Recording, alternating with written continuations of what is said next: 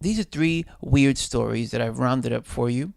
The first one is tiger versus bear. And this is from the Daily Mail. This is an older story. This is dated the 2nd of March.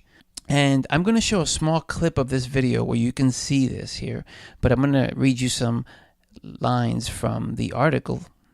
A true battle of the beasts took place in a national park in western India when a tiger picked a fight with a bear and lost.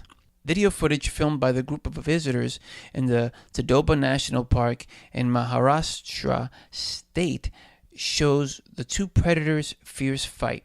Witnesses say that the fight began when the tiger attacked the bear, a female sloth bear with a cub. The tiger had reportedly been cooling itself in a watering hole when Mother Bear and her cub arrived. The tiger, a male called Makassar, is said to view the watering hole as its territory and sought to defend it. The video shows that the tiger initially had the upper paw, but it struggles to pin the bear down. The next story, polo racing horses cloned. This is on CBSNews.com, and this is also titled the 8th of March. The title of the article is, A New Era of Cloning is Here on the Polo Field. The subheadline, This week on 60 Minutes, Leslie Stahl reports that Polo is leading the way in cutting-edge biotech by cloning star ponies. Stahl went to Argentina to meet polo player Adolfo Cambiaso, whom she calls the Tom Brady of polo.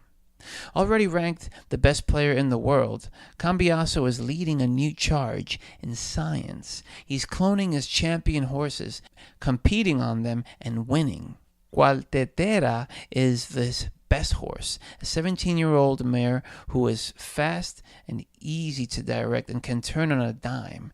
She was honored last year as the best polo horse in history, and her 14 clones named Cualtetera 1 and Cualtetera 2 and so on seem to be just as gifted. I think she's born to play, he tells Stahl on this week's broadcast.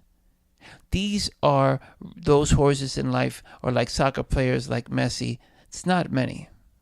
Now, with a stable full of clones of similar temperament and skill as his champion pony, Cambiaso can swap out one Cualtetera clone for another Cualtetera clone, which can give him an advantage on the field.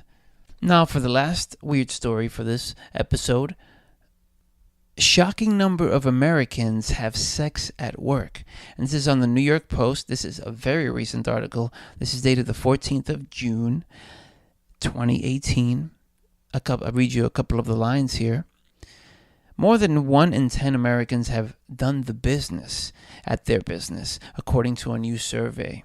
A new study of 2,000 people found that 14% of those polled have actually had sex at their place of work. And these risky respondents don't always get away with it. Or those who have had sex at work, 1 in 5 have been caught in the act. Crazy. The new survey conducted by sex toy store Eden Fantasies looked at when work and romance interlink and found that while some have done the deed at their place of work, as many as 44% of Americans have had a full-fledged workplace romance. Crushing on coworkers is complicated and it's often a bad idea, but the results of the study unveiled many positives. An office romance can be great for the company morale, as 92% of those who've had one reported that it made them more excited to come to work. I'm going to skip down to the last 2 paragraphs here. But they're just as likely to end in a marriage, it turns out. An incredible 34% of workplace romances involve somebody who was already married or engaged to somebody else. Interesting. For many, work is a stressful environment, and sex can be a great stress relief, continued Petrenko. And those are the 3 weird stories for this particular episode. I will leave links to all these stories in the show notes or the description or details for this video if you're watching the video version. Any of these stories spoke to you? Any of these stories you have any thoughts or comments or ideas on? Please do so below. Let me know. I'll leave the contact links to the blog, to the voicemail, many, many ways that you can reach out. And that's the end of this segment.